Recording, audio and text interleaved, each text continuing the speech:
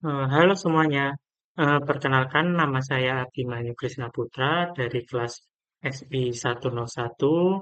Di sini akan menjelaskan terkait progres dari proyek saya, eh, mata kuliah ICT Literasi.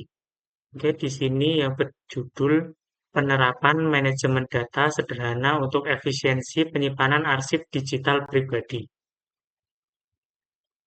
Oke, latar belakang masalah.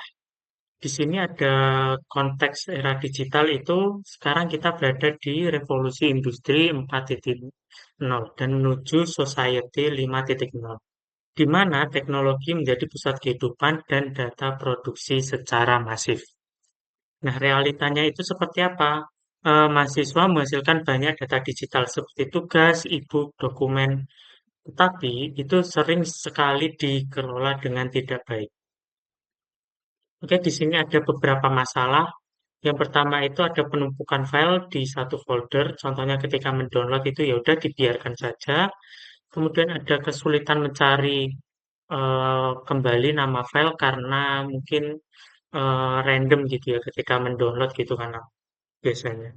Terus ada duplikasi data yang membuat memori itu boros.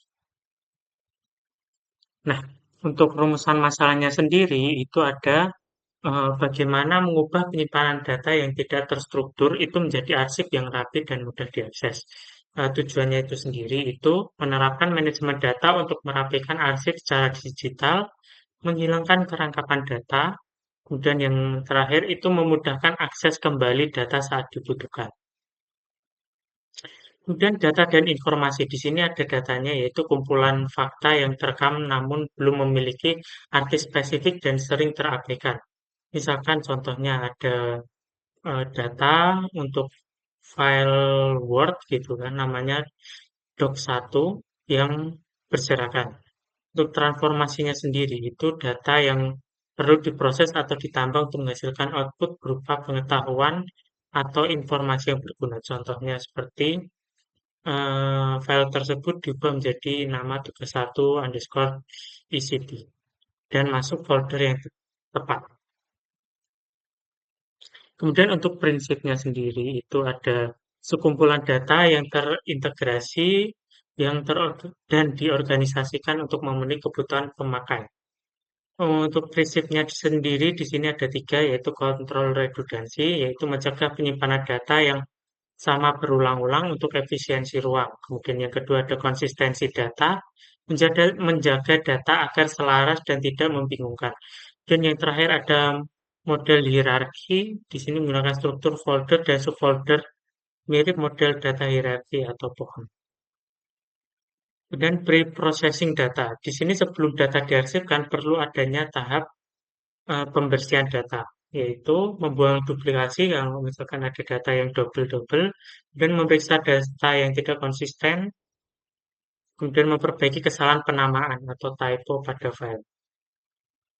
Nah, untuk pelaksanaan sendiri di sini ada input, proses, kemudian ada output. Untuk alatnya sendiri ada laptop, kemudian file explorer, kemudian objeknya bisa aja download, dokumen, ataupun mungkin desktop. Untuk langkah kerjanya sendiri mengumpulkan file yang tidak terorganisasir dan dari berbagai sumber. Kemudian ada cleaning, kemudian ada hierarki di sini untuk membuat folder-folder dan subfolder. Kemudian yang keempat ada penamaan untuk penamaan file yang penting. Tujuannya yaitu agar mudah dikenali.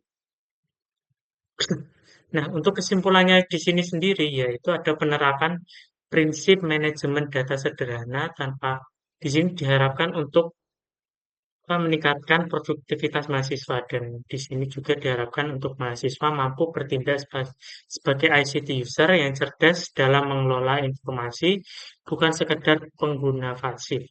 Kemudian di sini yang terakhir itu di manajemen arsip pribadi adalah langkah awal menuju literasi data yang lebih kompleks. Mungkin itu sekian dari saya, ada kurang lebihnya saya mohon maaf. Wassalamualaikum warahmatullahi wabarakatuh.